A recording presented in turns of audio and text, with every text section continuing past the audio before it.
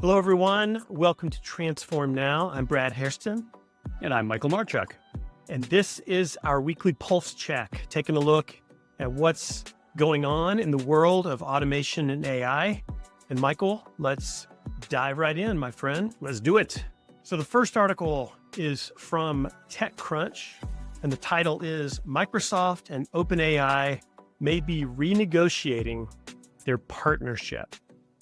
Now, this was a very small article, more of a press release, you might say, but I thought it had a couple of interesting points in it. And Microsoft and OpenAI, they're the best of friends. They're the worst of enemies, as they say, but they're going through what is described as a tough negotiation at the current time. So what did we learn from this article, Michael?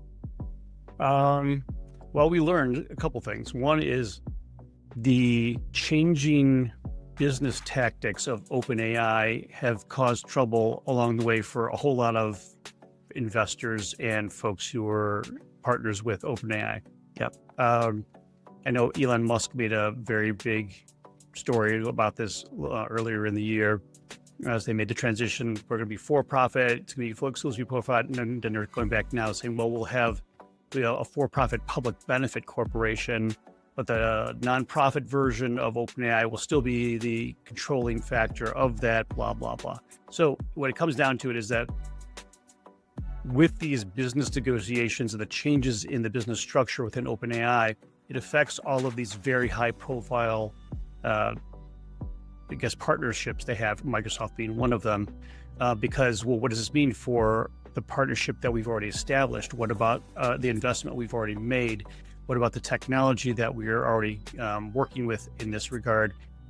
So as part of this article, it talks about Microsoft is looking to maybe potentially give up some equity that they have in OpenAI to gain technology access past the 2030 deadline that they currently have, or the contract they have with OpenAI. So it's an interesting concept, an interesting viewpoint. But as you mentioned, Microsoft's, they're doing a lot of stuff on their own too. So I'm not really sure if this is sort of covering all the bases, which is probably the case, and which is probably why they'd likely give up some of the equity stake for continued access to their technology beyond 2030. But these business changes within this kind of environment, it does make a difference. Yeah. Especially when you start relying on a partner for working with you to develop technology and develop new solutions. Yeah. Clearly, Microsoft views it in their best interest to keep the door open with OpenAI and have access to their software beyond this 5-year horizon when their current contract runs out. I didn't realize they had invested $13 billion in OpenAI. It's a rounding error for Microsoft. Come on.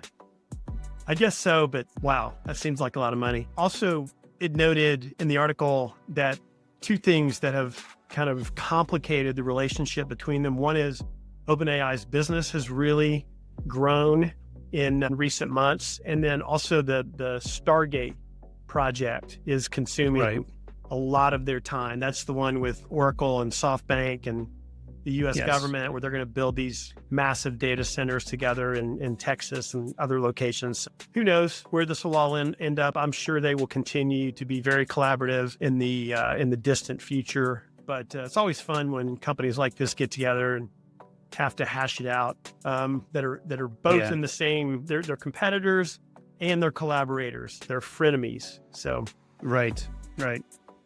All right. Well, let's move to the second article. This one is from, what is this one from? It's AS.com.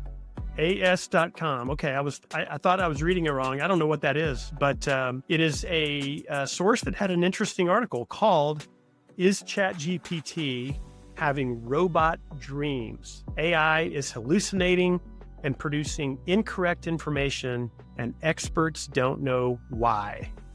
So this is touching on a topic that is extremely obvious. It gets talked about all the time, that as AI is becoming more powerful, so do these machines' hallucinations. And Michael, I know you've had some very recent professional experience with this. So give us your take on the article. Sure. So, as you know, we've seen the hallucinations in various forms in terms of articles being written about them, et cetera. And I'm sure some of us have also experienced it in our daily life. As you mentioned, I have had some frustrating encounters with that, even with the most well-crafted prompts ever to prevent it. But the reality is that there are folks within the field here are saying that it's very, very unlikely they'll be able to get rid of hallucinations. In fact, as you start looking at some of the models that are out there, companies, they talk about Google and OpenAI, they say they've been able to get their systems down to 1 or 2% hallucinations. But the reality is their own systems are showing that it's more like a third, 33%, as a hallucination, with even their newer models going up to half the time they're hallucinating with specific queries that they're working on. And that's a challenge when you start looking at any kind of AI who's going to be supporting you from a corporate perspective. It would be like hiring somebody who doesn't know what they're talking about and asking them to answer questions. And they just say, well, here's some information I want to make up that sounds plausible for you. And if the person on the other end of the line or the email or text doesn't understand that you really don't know what you're talking about, they may actually accept that information as what you're saying it is, as being authoritative. So these are challenges that every company needs to find a way to put some governance guardrails around, to do fact checking of their own on everything that gets siphoned through any of the AI models, because they're all susceptible to this.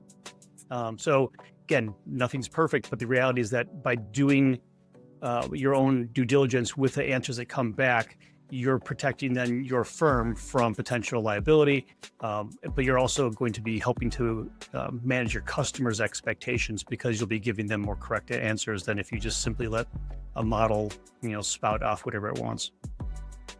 So as the title implied, part of the idea here is perhaps these models are hallucinating so much because they're sleep deprived. When we're all sleeping, the models are still running, they're still getting trained. Yes, that's very likely the issue. Maybe that's attributing to more and more and more hallucinations. So what do you think about that? Yeah, definitely. Absolutely. It's all about sleep, and that all of these. So what we need to do is just shut them down and not use them for a while, and they'll be much better in the morning. Yeah. Exactly. Well, I didn't mention this to you, but I as well experienced some pretty significant hallucinations just the other day. After you had told me your story, I did some similar editing in creating some videos for our company, and I found some of the same stuff that you were experiencing. I saw that occurring over and over, where it was giving me quotes from transcripts that I provided it that are in the public domain, mind you, but I gave those to ChatGPT, asked it to pull out some quotes that it thought were unique and differentiated and would be good to have in another video. And one by one, I was reading through them, and almost all of them were completely made up. I couldn't find them anywhere. I did searches and couldn't find them in the original transcript. So for whatever reason, not only did it not pull good quotes, it made up every single one of them. So I got to say, it was not a good day for large language model creative help in terms of, the work that I was doing and what you were doing prior in the day. I'm sure there's ways to get around that and to mitigate that. And I know you and I have even talked about some things we might do to tighten that up, but it's a real problem, and you have to be on the lookout for it, especially for anything that, might be sensitive or might get your company in trouble, as you said. So without a technological solution, we're probably doomed. Well, what's interesting to me too is some of the ways that they hallucinate. And we've seen this in some of the articles that were brought up in terms of some of the legal help that lawyers were looking for when they made up the answers. The answers not only sounded very well, but they provide citations with page numbers and paragraph numbers related to that. And we saw that within the things we were doing, seeing time codes associated with very specific quotes, and literally nothing exists, but it provided that information back to us in the format that we were expecting. Yeah. So it really was, it wouldn't say as a trick, but it really felt like we were being duped into thinking that this is accurate information. Yeah.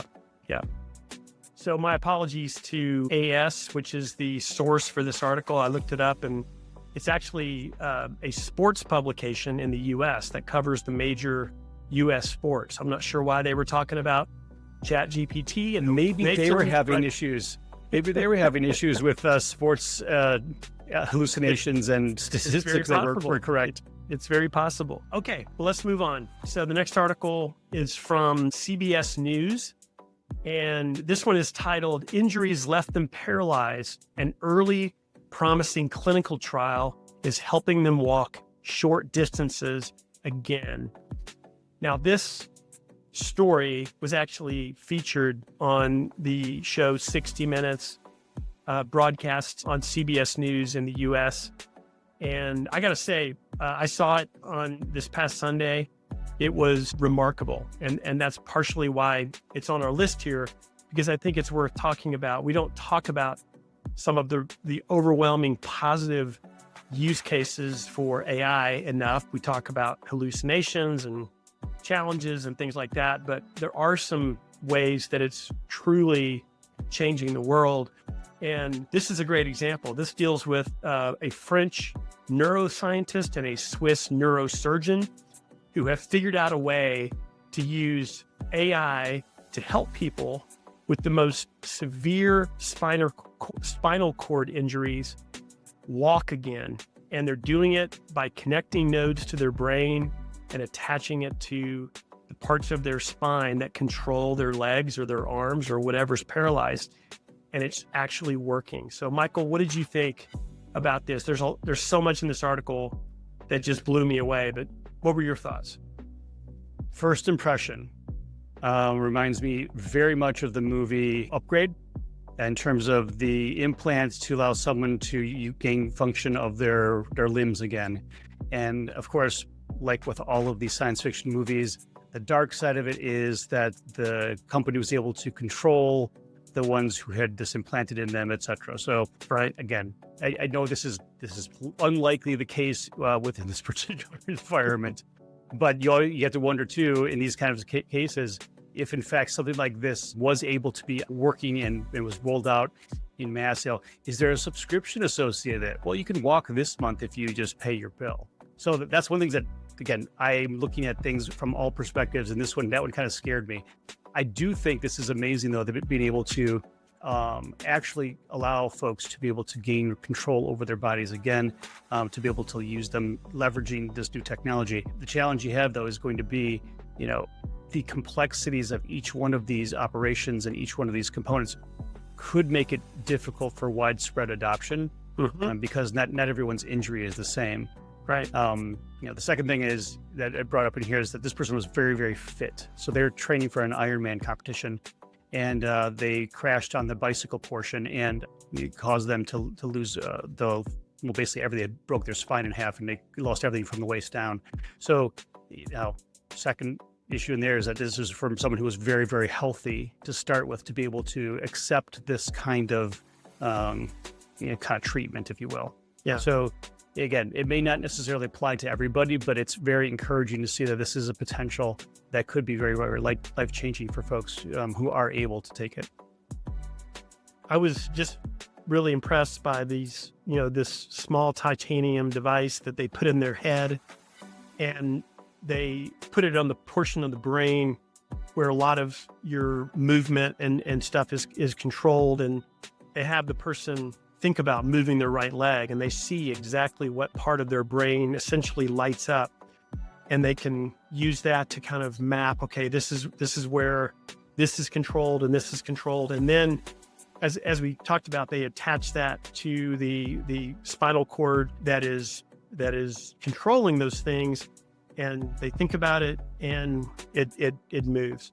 Now, even more amazing is the fact that they've learned that when they turn all this off, they've seen new nerves grow and be stimulated in these people that have spinal cord injury. So they're wondering about, by using these limbs that have been paralyzed for so long, and using this stimulation electronically, is that also is a byproduct of that they didn't even count on, that it's gonna spark new nerve growth and ultimately help the person even more over time. I mean, it's really fascinating stuff, and the way that these two neuroscientists have combined to take advantage of what they know and then leverage AI to interpret all this and make it work. It's a great story.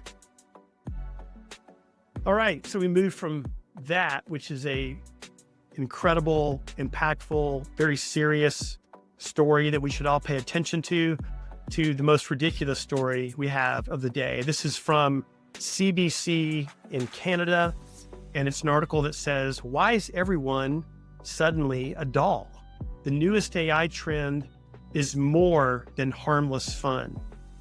I didn't realize this was a trend until I saw this article, but apparently people everywhere are creating these AI-generated Barbie-like dolls of themselves and then putting them on social media or showing them on television. What the heck is going on, Michael? Well, this originally started on LinkedIn, and I saw quite a few of these from folks who were showing off their capabilities to do this AI-generated imagery of themselves as a packaged doll with several accessories from wherever they felt was important. So they see people who are researchers who have a stethoscope around their neck and a microscope as part of their accessory pack. This is something that, like you said, is generally things like this is harmless fun. You're just taking your image and you're creating this fun new thing out of it all. But it comes with the same type of thing we see with every single other piece of AI data, which is if you're permitting any of these applications to accept and take your images, they can use them for anything they'd like them to. So that could be not this. We've talked about deep fakes before, not to say that this is going to create deep fakes, but the idea is that it's training these AI models with the data that you are willingly providing them to train it on in order to do something fun. And we've seen this in a bunch of different ways. Hey, let's just create a caricature of ourselves or a cartoon of ourselves. What happens? Well, you're giving them explicit permission to provide your imagery to them to create this caricature. Mm-hmm. Well, that imagery doesn't just stick around just only for the caricature, right? Now It's used for whatever you want to use it for. And that data could be then sold to other companies to use for whatever they're going to use it for. So again, we're not going to get past this. People will find ways to get our data no matter how we do it. I mean, heck, you and I are on how many videos now, then people can steal our data and our voice for wherever they want to. But the reality is that there's a lot of people who don't do what we do and become this more public. And as such, their data is more at risk because they put themselves in this situation. Mm-hmm. They're, again, explicitly giving these companies or these firms access to say, use my data however you want to, and I'll get this cute little doll pack of me that I can use to show my friends and giggle about for a little bit. But the reality is that the potential for more nefarious issues behind the scenes is that data becomes now property of the company that gave you that silly little doll image. Now they can use it wherever they want to. Yeah. Even OpenAI CEO Sam Altman has expressed concern about the popularity of generating these images, like these AI-generated dolls, saying that the GPUs in his data centers are literally melting. He's only partially joking too, because they did actually temporarily introduce some limits that if someone's out there doing this constantly and with a free license or maybe a paid license, they don't want it to get out of control because it is using a lot of energy. It is tasking these GPUs, which are being called on to do stuff by millions and millions of people every single second. So I thought that was kind of funny. The article author did give the advice to your point about being careful that if you decide to experiment, create an AI doll, look for an option that gives you the ability to opt out of your data being used for training or other third-party purposes. So that's something to keep in mind. Now, Michael, if you were to create a AI-generated doll, yours would have like a cast on your foot. It would definitely have a cast on my foot. And one of your accessories would be the book you wrote in 1995, Building Internet applications with Visual Basic. I could just Almost see it definitely. sitting right there. I'm very proud that Um, that's out there, along with all of my VHS series on how to use Windows NT 4.0. That's definitely going to be something I'm equally as proud of. So, the closest thing I've done in this area is I got an AI generated caricature of myself at an event last week. Thank you to my colleague Pino Agostino for creating that, and I thought it was interesting, kind of creepy but interesting. So I'm not sure I'm replacing my LinkedIn profile picture anytime soon with my caricature, but anywho, well, hey, it's been fun being with all of you. Thank you for joining us. And remember, we publish another podcast with an incredible guest every week. Be sure and check that out. And otherwise, we will see you this time next week to talk about the news. Bye for now.